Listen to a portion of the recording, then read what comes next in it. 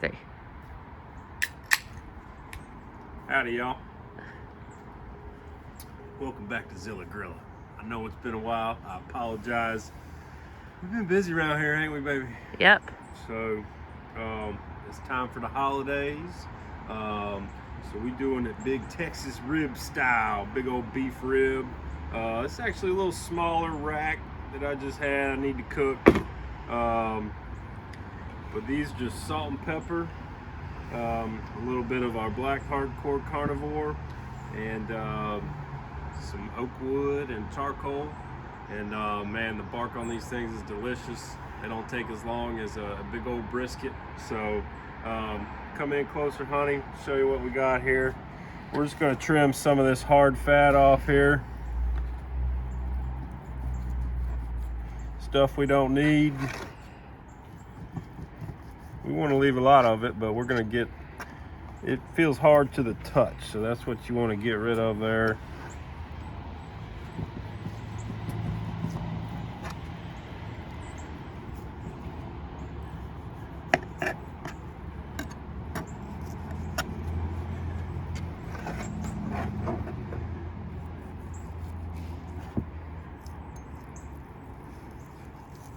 It ain't that good fat, it's that hard fat. That's what I got.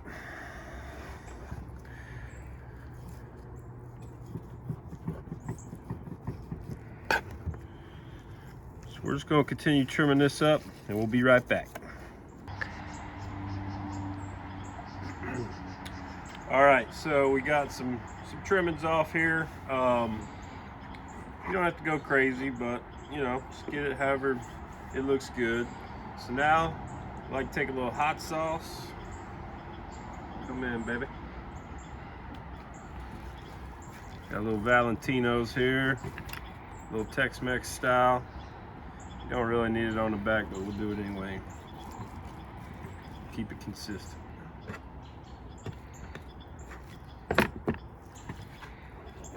Now on a pork rib, you'd peel off the skin on the back, but since there's no real meat on the back side, it'll just pretty much come right off the bone. You don't have to worry about that. Kind of actually helps you out, keeps it all together. So next, I like to take a little salt just on its own.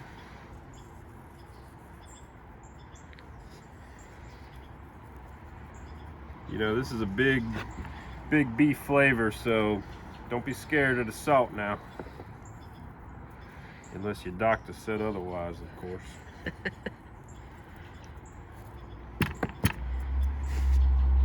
So in my shaker here, just got half salt, half pepper.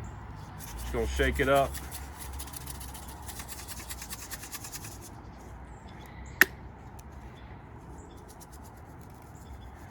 Yeah, nice coating. It's gonna give us that good bark that everybody loves with some Texas barbecue.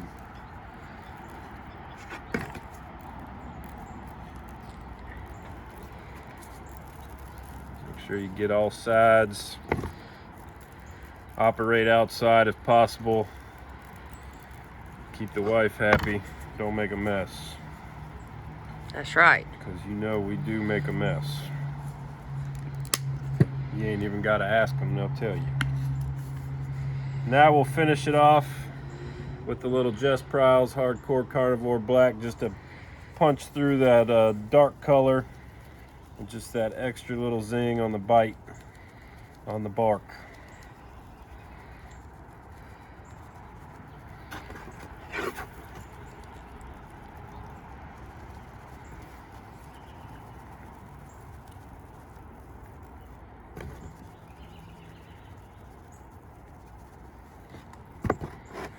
Now there's a few different cuts of beef ribs, chuck, short, backbone, the big Bronto bones they call them.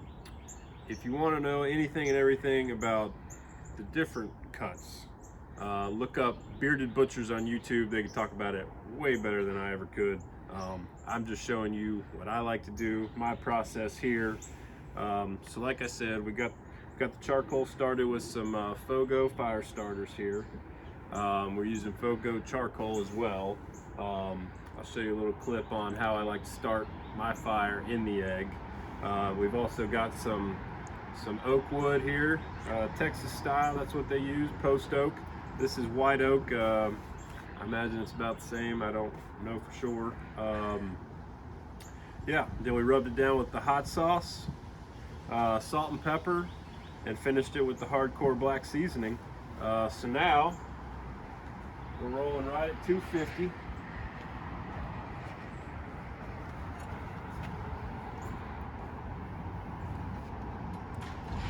And we're just going to put them on and let them ride. Now, if you were doing multiple racks, I might employ my Rib Holder 5000 here. It's real nice. Spent about 10 bucks on it at Walmart. So no, with the beef ribs, it can, you know, you might not have a lot of room in there, but you know, you just can shove it down in there. That's the difference between jam and jelly. You know what I mean? So, and there's the newest member of our family, Miss Millie Girl. She is very curious about what's going on here today. So we're gonna let this roll. Got some good smoke coming. We're looking at probably 5 hours or so, maybe. It's a smaller rack, so it could be as short as 3 or 4. But we're just gonna cook to an internal temp of about, you know, 203, right between the ribs, right in the middle meat of it. So we're gonna close this up and let it ride. So I got these Fogo starter cubes today. Usually just use the haystacks or whatever, but this is what the wife picked up, so that's what we use. I like to get some of these going. These take a little more to get going than some of the others, but they do the trick all the same.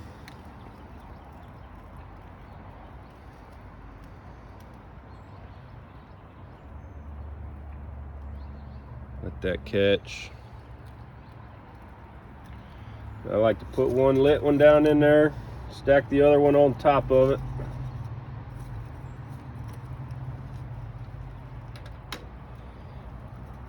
And take some of your, you know, medium sized chunks and just kind of gently place it around. Give that fire some air. Let it grow.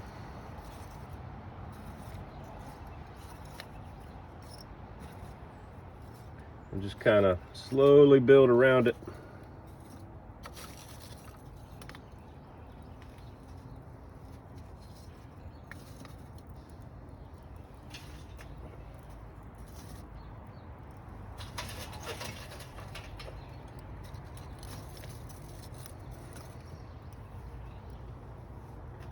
Then we'll come back, we'll fill it in once it gets caught and going a little bit, but generally that's how I like to start it.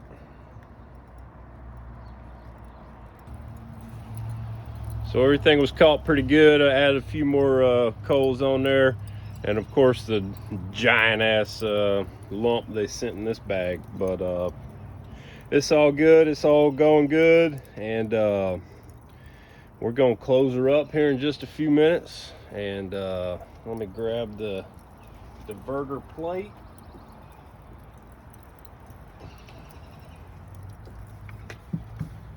Actually, drop some wood in there.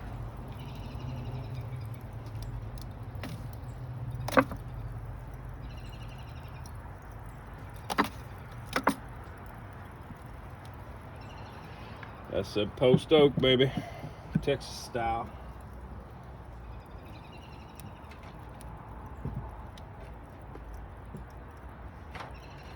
Put a pan in there. Catch the drippings.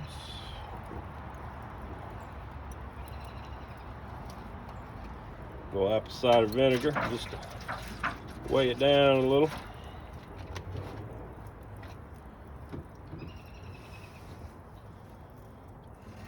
Great.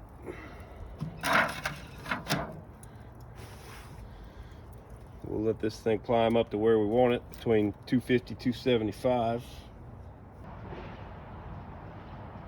So we're right about where we want to be, so we're going to close the top.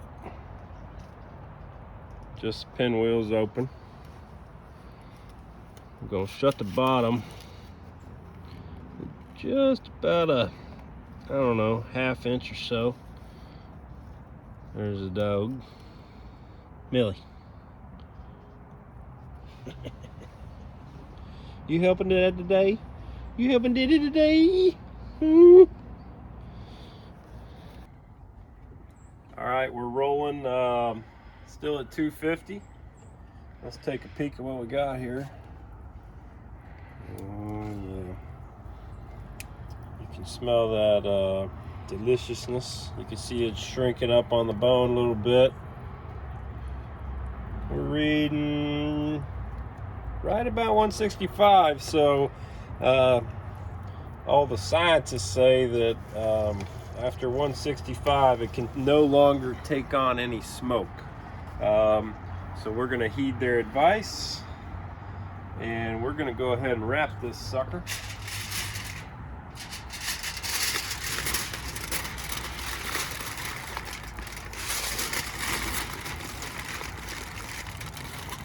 Just be careful, the bones can poke through the foil pretty easily. We're just going to set it right back down where it was. Again, we're smoking to about a 203 internal temperature there.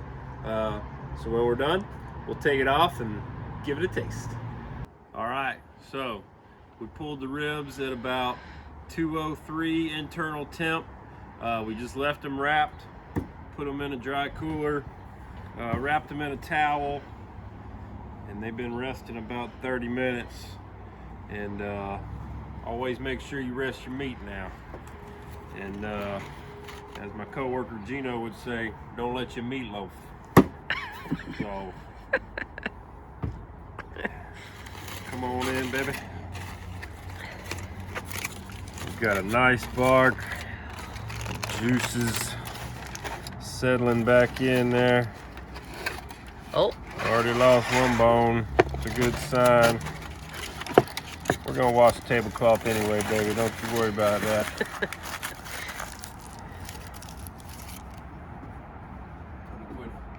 Puppers can't get it.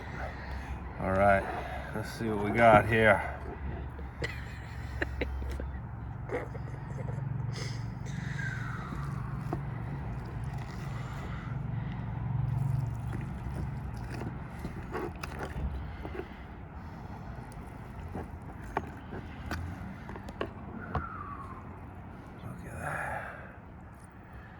She's juicy as all get out too.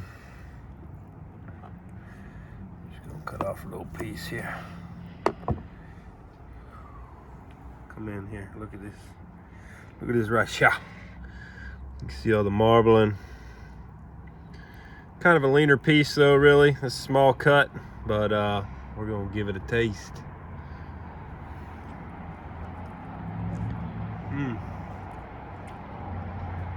This falls apart right in your mouth. Got a good bark on it. Nice peppery flavor.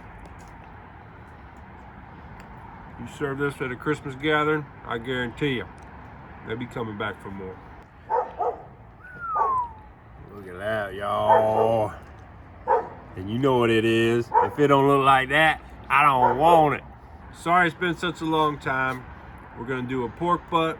We're gonna do some Brunswick stew. Lots of good things to come. I love you guys. We'll see you later. Have a Merry Christmas.